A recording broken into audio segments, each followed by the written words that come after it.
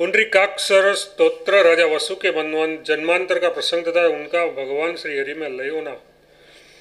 पृथ्वी बोली, भगवान, जब बृहस्पति की बात सुनकर राजा वसु और महाभाग रंभे का संदेह दूर हो गया तब उन लोगों ने फिर कौन सा कार्य किया।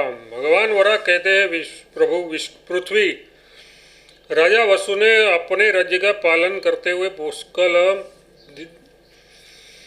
पुष्कळ दक्षिणा वाले अनेक विशाल यज्ञ द्वारा भगवान श्री का यजन किया। उन्होंने देव देवेश्वर भगवान नारायण को यज्ञादि कर्मों के अनुष्ठान द्वारा तथा सभी प्राणियों में अभेद दर्शन की साधना करके प्रसन्न कर लिया। इस प्रकार बहुत समय बीत जाने पर राजा वसु के मन में राज्य का उपभोग करने की इच्छा निवृत्त हो गई और उनके मन में इस द्वंद्वमयी संसार से मुक्त होने की कामना जाग उठी। अतः उन्होंने अपने 100 पुत्रों में सबसे बड़े राजकुमार विवस्वान को राज सिंहासन पर अभिषेक कर दिया और स्वयं तपस्या करने के विचार से वन में चले गए। वे सभी तीर्थों में श्रेष्ठ पुष्कर तीर्थ में जा पहुंचे, जहां भगवत परायण पुरुषों द्वारा पुंडरीकाक्ष भगवान केशव की सदा उपासना होती रहती है। वहां जाकर काश्मीर नरेश राजसी वसु ने कठिन तपस्या द्वारा अपने शरीर को सुखाना आरंभ कर दिया। उन परम बुद्धिमान राजसी का मन शुद्ध स्वरूप भगवान नारायण की आराधना के लिए अत्यंत उत्सुक था। अतः वे परम अनुराग पूर्वक पुंडरीकाक्ष पार नामक स्तोत्र का जप करने में संलग्न हो गए। दीर्घ काल तक उस स्तोत्र का जप करके महाराज वसु पुंडरीकाक्ष भगवान श्री हरि में विलीन हो गए। पृथ्वी ने पूछा, देव, इस पुंडरीकाक्ष पार स्तोत्र का स्वरूप क्या है? परमेश्वर, आप इसे मुझे बताने की कृपा करें। भगवान वराह कहते हैं, पृथ्वी, राजा वसु के द्वारा अनुष्ठित पुंडरीकाक्ष पार स्तोत्र इस प्रकार है। पुंडरीकाक्ष, आपको नमस्कार है। मधुसूदन, आपको नमस्कार है। सर्वलोक महेश्वर, आपको नमस्कार है। तीक्ष्ण सुदर्शन चक्र धारण करने वाले श्री हरि को मेरा बारंबार नमस्कार है। महाभाव, आप विश्व रूप हैं। आप भक्तों को वर देने वाले और सर्वव्यापक है। आप असीम तेजो राशि के निदान है। विद्या और अविद्या, इन दोनों में आपकी ही सत्ता विकसित होती है। ऐसे आप कमल नयन भगवान श्री हरि को मैं प्रणाम करता हूँ। प्रभु, आप आदिदेव एवं देवताओं के भी देवता हैं। आप वेद वेदांगों में पारंगत, समस्त देवताओं में सबसे गहन एवं गंभीर है। कमल के समान नेत्रों वाले आप श्री हरि को मैं नमस्कार करता हूँ। भगवान, आपके हजारों मस्तक है, हजारों नेत्र है और अनंत भुजाएं हैं। आप संपूर्ण जगत को व्याप्त करके स्थित है। ऐसे आप परम प्रभु की मैं वंदना करता हूँ, जो सबके आश्रय और एकमात्र शरण लेने योग्य है, जो व्यापक होने से विष्णु एवं सर्वत्र जयशील होने से जिष्णु कहे जाते हैं। नीले मेघ के समान जिनकी क्रांति है, उन चक्रपाणी सदा सनातन देवदेवेश्वर श्री हरि को मैं प्रणाम करता हूँ, जो शुद्ध स्वरूप सर्वव्यापी अविनाशी आकाश के समान सूक्ष्म सनातन तथा जन्म मरण से रहित है। उन सर्वगत श्री हरि का मैं अभिवादन करता हूँ। अच्युत, आपके अतिरिक्त मुझे कोई भी वस्तु प्रतीत नहीं हो रही है। ये संपूर्ण चराचर जगत मुझे आपका ही स्वरूप दिखाई पड़ रहा है। भगवान वराह कहते हैं, राजा वसु इस प्रकार स्तोत्र पाठ कर रहे थे कि एक नीलवर्ण पुरुष मूर्तिमान होकर उसके एक शरीर में से बाहर निकल आया, जो देखने में अत्यंत प्रचंड एवं भयंकर प्रतीत हो रहा था। उनके नेत्र लाल थे और वह हस्वकाय पुरुष ऐसा प्रतीत होता था मानो कोई जलता हुआ अंगार हो। वह दोनों हाथ जोड़कर बोला, राजन, मैं क्या करूं? राजा वसु बोले, अरे तुम कौन हो और तुम्हारा क्या काम है? तुम कहाँ से आए हो? व्याघ्र, मुझे बताओ, मैं ये सब बातें जानना चाहता हूँ। व्याघ्र ने कहा, राजन, प्राचीन काल की बात है। कलयुग के समय तुम दक्षिण दिशा में जनस्थान नाम के प्रदेश के राजा थे। वीरवर, एक समय तुम अन्य पशुओं का शिकार करने के लिए जंगल में गए थे। उस समय तुम्हारे पास बहुत से घोड़े थे। यद्यपि तुम्हारा उद्देश्य हिंस्त्र जंतुओं का वध करना मात्र ही था, किंतु मृग का रूप धारण कर वन में विचरण करने वाले एक मुनि तुम्हारे न चाहते हुए भी बाणों के शिकार होकर भूमि पर गिर पड़े और गिरते ही चल बसे। तुम्हारे मन में यह सोचकर बड़ा हर्ष हुआ कि एक हरण मारा गया, किंतु जब तुमने पास जाकर देखा तो मृग रूप धारण करने वाले वे मृतक ब्राह्मण दिखाई पड़े। ये घटना प्रस्तवर्ण पर्वत पर घटित हुई थी महाराज। उस समय ब्राह्मण को मृत देखकर तुम्हारी इंद्रिया और मन सबके सब स्तुब्ध हो गए, स्तुब्ध हो उठे। तुम वहां से घर लौट आए। तुमने ये घटना किसी और को भी बता दी। राजन, कुछ समय बीत जाने पर सहसा एक रात को ब्रह्महत्या के भय से तुम आतंकित हो उठे। अतः तुमने विचार किया कि इस ब्रह्महत्या की शांति के लिए मैं कोई ऐसा प्रयत्न करूं जिसके परिणाम स्वरूप इस पाप से मुक्त हो जाओ। महाराज, तदनंतर समय आने पर भगवान नारायण का अवतरण चिंतन करते हुए अनवरत चिंतन करते हुए तुमने परम पवित्र द्वादशी पर्यंत व्याप्त शुद्ध एकादशी का उपवास पूर्वक व्रत किया। फिर दूसरे दिन तुमने भगवान नारायण मुझ पर प्रसन्न हो इस संकल्प से के साथ विधिपूर्वक गोदान किया। इसके बाद किसी दिन उदर शुल की असपीड़ा से तुम्हारा प्राण पखेरु उड़ गए, किंतु द्वादशी व्रत पुण्य के होते हुए भी तुमको मुक्ति प्राप्त न हो सकी। इसका कारण मैं बताता हूँ, सुनो। तुम्हारी सौभाग्यवती रानी का नाम नारायणी था। मृत्यु के समय जब तुम्हारे प्राण उठ कंठ में आ गए थे, उस समय तुमने मुख से उसके नाम का उच्चारण हुआ। उसी से तुम्हें उत्तम गति की प्राप्ति हुई और तुमको एक कल्प पर्यंत विष्णुलोक में निवास प्राप्त हुआ। विष्णुलोक में गमन करने के पूर्व मैं तुम्हारे शरीर में स्थित था। अतः ये सब बात मैं जानता हूँ। मैं उस समय एक भयंकर ब्रह्म राक्षस के रूप में था और तुमको अपार कष्ट देना चाहता था कि इतने में भगवान विष्णु के पार्षद आ गए और उन्होंने मुसलों से मुझे मारा, जिससे मैं क्षणिक संक्षीण होकर तुम्हारे रोमकूपों के मार्ग से निकलकर बाहर गिर पड़ा। महाभाग, इसके पश्चात ब्रह्मा का एक अहोरात्र कल्प की अवधि समाप्त होने पर महाप्रलय हो गया। तदनंतर सृष्टि के आरंभ होने पर इस कल्प में तुम काश्मीर के राजा सुमना के पुत्र रूप में उत्पन्न हुए हो। इस जन्म में भी मैं तुम्हारे शरीर में रोमकूपों के मार्ग से पुनः प्रविष्ट हो गया। तुमने इस जन्म में भी प्रभुत दक्षिणा वाले अनेक यज्ञों का अनुष्ठान किया, किंतु ये सभी यज्ञ जनित पुण्य मुझे तुम्हारे शरीर से बाहर निकालने में असमर्थ रहे, क्योंकि इसमें भगवान विष्णु के नाम का उच्चारण नहीं हुआ था। अब तो तुमने इस पुंडरीकाक्ष पार स्तोत्र का पाठ रूप अनुष्ठान किया है। इसके प्रभाव से तुम्हारे शरीर से जो रोमकूपों के मार्ग से बाहर आ गया हूँ। राजेंद्र, मैं वही ब्रह्म राक्षस अब व्याघ्र बनकर पुनः प्रकट हुआ हूँ। पुंडरीकाक्ष भगवान नारायण के इस स्तोत्र के सुनने के प्रभाव से पहले जो मेरी पापमय मूर्ति थी वह अब समाप्त हो गई। मैं उससे अब मुक्त हो गया। राजन, अब मेरी बुद्धि में धर्म का उदय हो गया है। ये प्रसंग सुनकर महाराज वसु के मन में आश्चर्य की सीमा न रही। फिर तो बड़े आदर के साथ वे उस व्याघ्र से बात करने लगे। राजा वसु ने कहा, व्याघ्र, जैसी तुम्हारी कृपा से आज मुझे तुम अपने पूर्वजन्म की बात याद आ गई, वैसे ही तुम भी मेरे प्रभाव से अब व्याघ्र न कहलाकर धर्म व्याघ्र के नाम से प्रसिद्ध होंगे। जो पुरुष इस पुंडरीकाक्ष पार नामक उत्तम स्तोत्र का श्रवण करेगा, उसे भी पुष्कर क्षेत्र में विधिपूर्वक स्नान करने का फल सुलभ होगा। भगवान वराह कहते हैं, जगद्धात्री पृथ्वी राजा वसु धर्म व्याघ्र से इस प्रकार कहकर एक परम उत्तम विमान पर आरूढ़ हुए और भगवान नारायण के लोक में जाकर उनकी अनंत तेजो राशि में विलीन हो गए। अध्याय 6 समाप्त। रैम्य सनत कुमार संवाद गया में पिंडदान की महिमा एवं रैम्य मुनि का उज्ज्वल लोक में गमन। पृथ्वी ने पूछा, भगवान मुनिवर रैम्य ने राजा वसु के सिद्धि प्राप्त होने की बात को सुनकर क्या किया? इस विषय में मुझे बड़ा कतूल हो रहा है, आप उसे शांत करने की कृपा करें। भगवान वरा ने कहा, पृथ्वी तपोधन रैम्य मुनि ने जब राजा वसु के सिद्धि प्राप्त होने की बात सुनी तो वे पवित्र पितृतीर्थ गया जा पहुँचे। जहाँ जाकर उन्होंने भक्तिपूर्वक पितरों के लिए पिंडदान किया।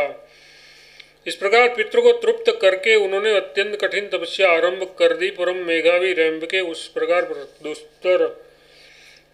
दुष्कर तप का आचरण करते समय एक महायोगी विमान पर आरूढ़ होकर उसके पास पधारे। उसका शरीर तेज से देदीप्यमान था। उस महायोगी का वह परम उज्ज्वल विमान सूर्य के समान उद्भासित हो रहा था। त्रस रेणु के समान सूक्ष्म उस विमान पर विराजमान वह तेजोमय पुरुष भी आकाश में परमाणु के तुल्य प्रतीत हो रहा था। उस तेजोमय पुरुष ने कहा, सुव्रत, तुम किस प्रयोजन से इतनी कठिन तपस्या कर रहे हो? इतना कहकर वह दिव्य पुरुष बढ़ने लगा और उसने अपने शरीर से पृथ्वी एवं आकाश के मध्य भाग को व्याप्त कर लिया। सूर्य के समान देदीप्यमान उसके विमान ने भी संपूर्ण भूलोक और खगोल को एवं साथ ही साथ विष्णुलोक को भी व्याप्त कर लिया। वह तब रंभे ने अत्यंत आश्चर्य युक्त होकर उस योगी ने पूछा, योगेश्वर आप कौन है, मुझे बताने की कृपा करें। उस तेजमय पुरुष ने कहा, रंभे में ब्रह्मा जी का मानस पुत्र सनत कुमार हूँ। रुद्र मेरे ज्येष्ठ भ्राता है। मेरा जनलोक में निवास है। तपोधन तुम्हारे पास प्रेम के वशीभूत होकर मैं आया हूँ। वत्स तुमने ब्रह्मा जी की सृष्टि का विस्तार किया है, तुम धन्य हो। मुनिवर रंभे ने पूछा, योगीराज आपको मेरा नमस्कार है। ये सारा विश्व आपका ही रूप है। आप प्रसन्न हो और मुझ पर दया करें। योगीश्वर कहिए मैं आपके लिए क्या करूं? अभी आपने मुझे जो धन्य कहा है इसका क्या रहस्य है? सनत कुमार जी ने कहा, रंभे तुमने गया तीर्थ में जाकर वेद मंत्रों का उच्चारण करते हुए विधिपूर्वक पिंडदान के द्वारा पितरों को तृप्त किया है। श्राद्ध कर्म के अंगभूत व्रत जप एवं हवन की भी विधि तुम्हारे द्वारा संपन्न हुई है। अतएव तुम ब्राह्मणों में श्रेष्ठ तथा धन्यवाद के पात्र हो। इस विषय में एक आख्यान है, यह मुझसे सुनो। विशाल नाम के विख्यात एक राजा हो चुके हैं।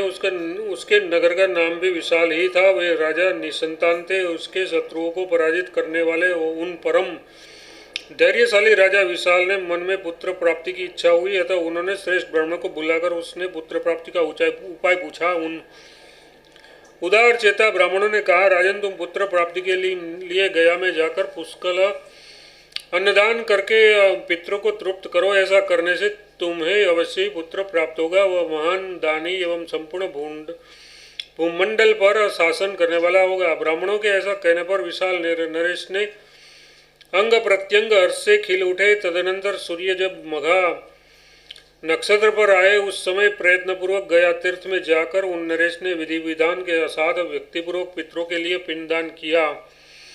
सहसा उन्होंने आकाश में श्वेत पीत एवं कृष्ण वर्ण के 3 श्रेष्ठ पुरुषों को देखा। उसको देखकर राजा ने पूछा, आप लोग कौन है? श्वेत पुरुष ने कहा, राजन मैं तुम्हारा पिता सित हूँ। मेरा नाम तो सित है ही, मेरे शरीर का वर्ण भी सित मतलब श्वेत है। साथ ही मेरे कर्म की सित उज्ज्वल है। मेरे साथ ये जो लाल रंग के पुरुष दिखाई देते हैं मेरे पिता हैं। उन्होंने बड़े निष्ठुर कर्म किए हैं। ये ब्रह्म हत्यारे और पापाचारी रहे हैं और इनके बाद ये जो तीसरे सज्जन है ये तुम्हारे प्रपिता हैं। इसका नाम अधीश्वर है। ये कर्म और वर्ण से भी कृष्ण है। उन्होंने पूर्व जन्म में अनेक वयोवृद्ध ऋषियों का वध किया है। ये दोनों पिता और पुत्र अरविची नामक नरक में पड़े हुए हैं। अतः ये मेरे पिता और ये दूसरे इनके पिता जो दीर्घ काल तक काले मुख से युक्त हो नरक में रहे हैं। और मैं जिसने अपने शुद्ध कर्म के प्रभाव से इंद्र का परम दुर्लभ सिंहासन प्राप्त किया था, तुझ मंत्रज्ञ पुरुष के द्वारा गया में पिंडदान करने से तीनों की बलात् मुक्ति हो गई, बलात् मुक्त हो गए। शत्रुदमन पिंडदान के समय मैं अपने पितामह और प्रपितामह को तृप्त करने के लिए ये जल देता हूँ। ऐसा कहकर जो तुमने जल दिया है उसके प्रभाव से हम लोग यहाँ एक साथ एकत्र होकर तुम्हारे समक्ष वार्तालाप कर सके हैं। अब मैं इस गया तीर्थ के प्रभाव से पितृलोक में जा रहा हूँ। इस तीर्थ में पिंडदान करने के महात्म्य से ही ये तुम्हारे पितामह और प्रपितामह जो पापी होने के कारण दुर्गति को प्राप्त हो चुके थे, अतः जिनके अंग प्रत्यंग विकृत हो चुके थे वे भी अब उत्तम लोक को प्राप्त हो रहे हैं। ये इस गया तीर्थ का ही प्रताप है कि यहाँ पिंडदान करने के प्रभाव से पुत्र अपने ब्रह्मघाती पिता का भी पुनः उद्धार कर सकता है। वस्तुतः इसी कारण मैं इन दोनों तुम्हारे पितामह और प्रपितामह को लेकर तुम्हें देखने के लिए आ गया हूँ। सनत कुमार जी कहते हैं, महाभाग रंभे, यही कारण है कि मैंने तुमको धन्य कहा है। गया तीर्थ में एक बार जाना और पिंडदान करना ही दुर्लभ है, फिर तुम तो प्रतिदिन यहाँ इस उत्तम कार्य का संपादन करते हो। मुनिवर, तुमने गदाधर रूप में विद्यमान साक्षात भगवान नारायण का दर्शन किया है। तुम्हारे इस पूर्व पुण्य के विषय में और अधिक क्या कहा जाए। द्विजवर, इस गया क्षेत्र में भगवान गदाधर सदा साक्षात विराजते हैं।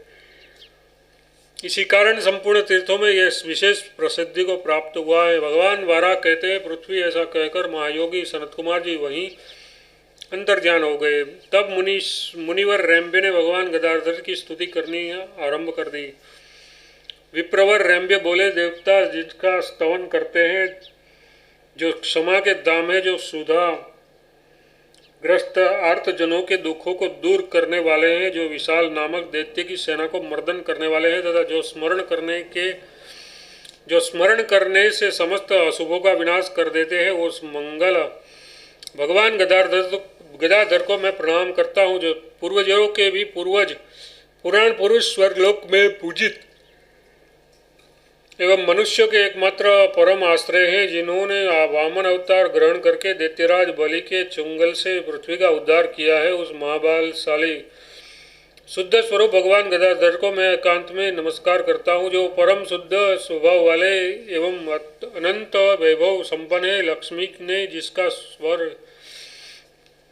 ने जिनका स्वयं वर्ण किया है, जो अनंत निर्मल एवं विशिष्ट विचारशील है, तथा पवित्र अंतःकरण वाले भूपाल जिनका स्तवन करते हैं, ऐसे भगवान गदाधर को मैं प्रणाम करता हूँ। वह जगत में सुख से रहने का अधिकारी होता है।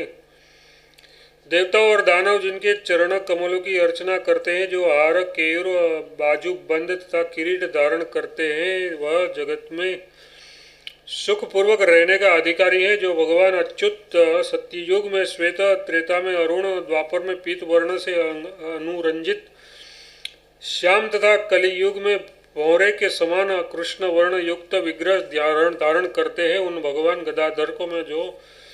गदाधर को जो प्रणाम करता है, वह जगत में सुख पूर्वक निवास करता है। जिनसे सृष्टि के बीज रूप चतुर्मुख ब्रह्मा का प्रागट्य हुआ है, तथा जो नारायण विष्णु रूप धारण करके जगत को पालन और रुद्र रूप से संहार करते हैं। अतः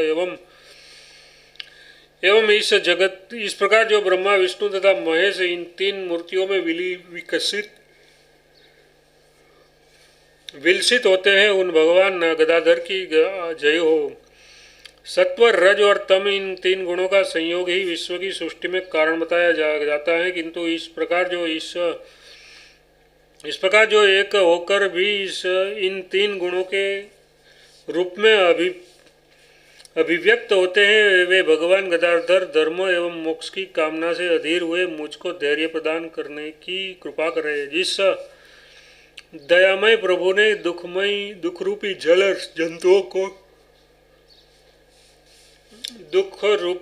जंतुओं एवं मृत्यु रूप ग्रह के भयंकर आक्रमणों से संसार सागर में थपेड़े खाकर डूबते हुए मुझे दीनहीन प्राणी का विशाल जलपोत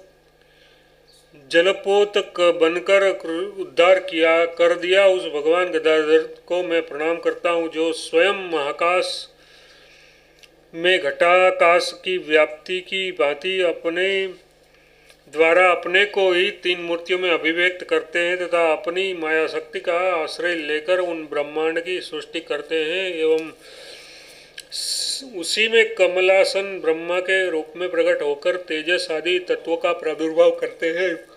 उन जगदाधार भगवान गदाधर को मैं प्रणाम करता हूँ, जो मत्स्य, कश्यप आदि अवतार ग्रहण करके देवताओं की रक्षा करते हैं, जिनकी इस जगत में वृषाकपि के नाम से प्रसिद्धि है। वे यज्ञ वराह रूपी भगवान गदाधर को मुझे सद्गति प्रदान करें। भगवान वराह कहते हैं, पृथ्वी जगत मुनीश्वर रेम्भ्य महान बुद्धिमान थे। जब उन्होंने इस प्रकार भक्तिपूर्वक श्री हरि की स्तुति की, तो भगवान गदाधर सहसा उनके सामने प्रकट हो गए। उसका श्री विग्रह पीताम्बर से सुशोभित था। वे गरुड़ पर स्थित थे तथा उनकी भुजाएं शंखचक्र, गदा एवं पद्म से अलंकृत थी। वे भगवान पुरुषोत्तम आकाश में ही स्थित रहकर मेघ के समान गंभीर वाणी में बोले, द्विजवर रेम्भ्य, तुम्हारी भक्ति, स्तुति तथा एवं तीर्थ स्नान से मैं संतुष्ट हो गया हूँ। अब तुम्हारी जो अभिलाषा हो वह मुझसे कहो। रेम्भ्य ने कहा, देवेश्वर, अब मुझे उस लोक में निवास प्रदान कीजिए जहाँ सनंदन आदि मुनिवर मुनिजन रहते हैं। भगवान आपकी कृपा से मैं उसी लोक में जाना चाहता हूँ। श्री भगवान बोले, विप्रवर बहुत ठीक है, ऐसा ही होगा। ऐसा कहकर भगवान अंतर्ध्यान हो गए। फिर तो प्रभु के कृपा पात्र से उसी क्षण रेम्भे को दिव्य ज्ञान प्राप्त हो गया और वे परम सिद्ध सनातन महर्षि जहाँ निवास करते हैं उस लोक में चले गए। भगवान श्री का ये गदाधर स्तोत्र रेम्भ्य मुनि के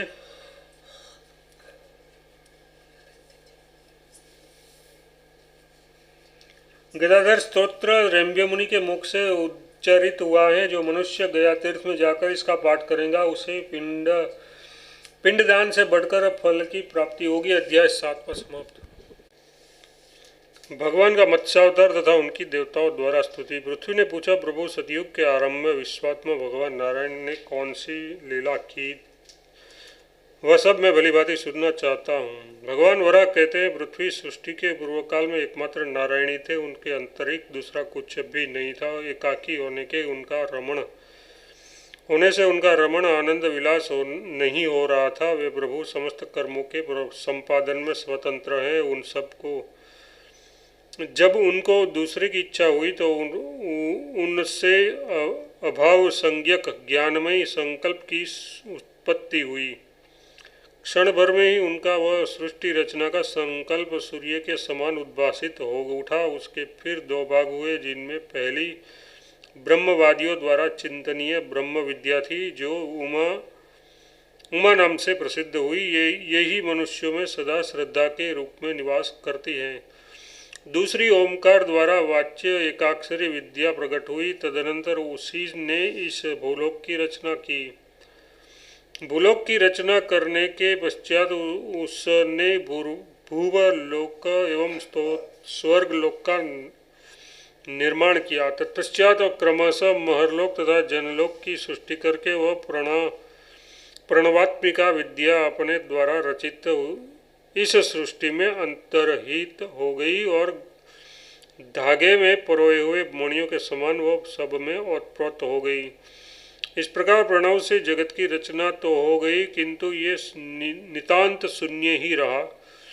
भगवान की ये जो शिव मूर्ति है वे स्वयं श्रीहरि ही है। इन लोगों को शून्य देखकर उन परम प्रभु ने एक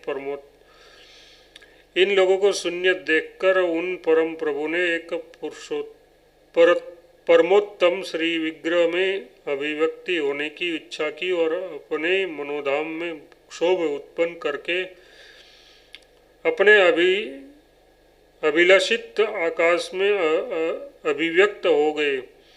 इस प्रकार ब्रह्मांड का आकार व्यक्त हुआ। फिर वह ब्रह्मांड 2 भाग में विभक्त हुआ। उसमें जो नीचे का भाग था वह भूलोक बना। उसका ऊपर का खंड भूवलोक हुआ, जो मध्यवर्ती लोकों के अंतराल में सूर्य के समान प्रकाशमान हो गया। पूर्व कल के समान महासिंधु में कमल कोश का उसी भांति प्रादुर्भाव हो गया और देवाधिदेव नारायण ने प्रजापति ब्रह्मा के रूप में प्रकटित होकर अकार से लेकर हकार पर्यंत समस्त स्वर एवं व्यंजन वर्णों की सृष्टि कर दी। इस प्रकार अमृत सृष्टि की रचना हो जाने पर भगवान श्री भगवान ने 4 वेदों का गान प्रारंभ किया। इस प्रकार लोकों की सृष्टि करने के पश्चात अपरिमेय शक्तिशाली प्रभु ने मन में जगत के धारण पोषण की चिंता हुई और चिंतन करते ही उसके नेत्रों में से महान तेज निकला।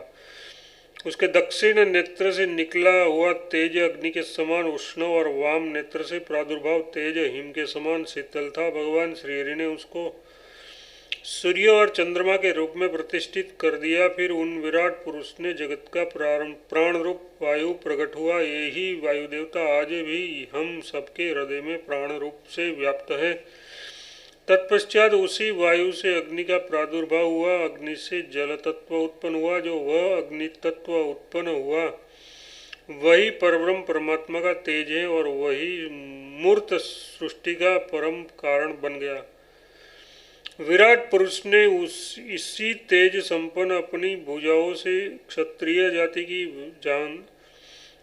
जांघों से वैश्य जाति की और पैरों से क्षुद्र जाति की रचना की। फिर उन परमेश्वर ने यक्षों और राक्षसों का सर्जन किया। तदनंतर ब्राह्मण, क्षत्रिय, वैश्य और शूद्र प्रभृति मानवों से भूलोक तथा आकाश में विचरण करने वाले प्राणियों से भूवर लोक को भर दिया। अपने पुण्य के फलस्वरूप स्वर्ग का अर्जन करने वाले भूत प्राणियों से स्वर्गलोक को एवं सनकादि ऋषि मुनियों से महरलोक को परिपूर्ण कर दिया। विराट परमात्मा की हिरण्यगर्भ के रूप में उपासना करने वाले से उन्होंने जगत जनलोक को भर दिया और तपोनिष्ठ देवताओं से तपोलोक को पूर्ण कर दिया। सत्यलोक को उन देवताओं से परिपूर्ण किया जो मरण धर्म नहीं थे।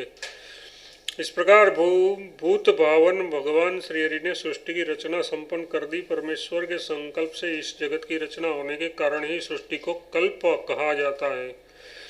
फिर भगवान नारायण रात्रि कल्प के आने पर निंद्रामग्न हो गए। उसके सो जाने पर ये तीनों लोग भी प्रलय को प्राप्त हो गए। जब रात्रि समाप्त हो गई तब कमलनयन भगवान श्रीहरि जाग उठे और उन्होंने पुनः चारों वेदों तथा उनकी स्वरभूता मातृकाओं का चिंतन किया, किंतु योग निंद्रा जनित अज्ञान से मोहित हुई देव देवेश्वर श्रीहरि को लोक मर्यादाओं को स्थित करने के लिए वेद उपलब्ध नहीं हुए। उन्होंने देखा उनके ही आत्मस्वरूप वेद जल में डूबे हुए हैं। अब उन्हें वेदों के उद्धार की चिंता हुई। अतः एवं तत्काल मत्स्य के रूप में अवतीर्ण होकर सागर के विशाल जलराशि को शुद्ध करते हुए उसमें प्रविष्ट हो गए। मत्स्य मूर्ति श्रीहरि महासिंधु के अगाध जल समूह में प्रवेश करते ही वहाँ महान पर्वताकार रूप में प्रकाशित हो उठे।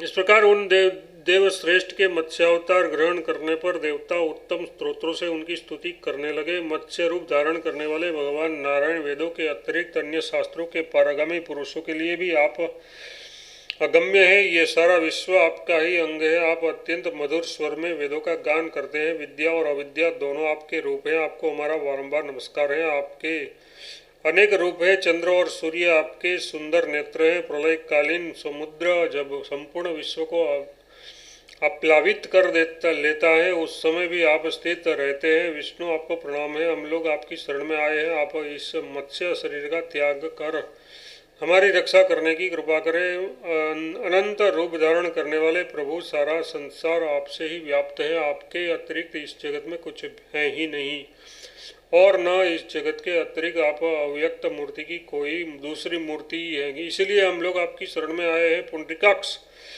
ये आकाश आप पुराण पुरुष का आत्मा है। चंद्रमा आपके मन और अग्नि मुख है। देवाधिदेव शंभो, ये सारा जगत आपसे ही प्रकाशित है। यद्यपि हम लोग आपकी भक्ति से रहित है तो भी आप हमें क्षमा करने की कृपा करें। देवेश्वर, आप संपूर्ण जगत के आश्रय हैं। आप सनातन पुरुष के मधुर भाषी सुंदर स्वरयुक्त दिव्य रूप से इस पर्वताकार विग्रह का कोई मेल नहीं है। अच्युत, आपके सूर्य से भी अधिक तीव्र तेज से हम लोग संतप्त हो रहे हैं। अतः एवं आप अपने इस रूप का संवरण कर लीजिए। भगवान, हम लोग आपकी शरण में आए हैं क्योंकि आपको इस रूप से संपूर्ण जगत को व्याप्त करते देखकर हमारा मन भयभीत हो उठा है। आज आपको पूर्व रूप में न पाकर आपसे हीन हम लोगों को ऐसा प्रतीत हो रहा है जैसे हमारे शरीर में आत्मा ही न रह गया हो। देवताओं के इस प्रकार स्तुति करने पर मत्स्यरूपी भगवान नारायण ने जल में निमग्न हुए उपनिषदों और शास्त्रों सहित वेदों का उद्धार कर दिया। इसके पश्चात उन्होंने अपने नारायण रूप में स्थित होकर देवताओं को सांत्वना प्रदान की। भगवान नारायण जब तक सगुण साकार रूप में स्थित रहते हैं तभी तक इस संसार की सत्ता रहती है। उनके अपने निर्गुण निराकार रूप में स्थित हो जाने पर संसार का प्रलय हो जाता है और उसमें इच्छा रूप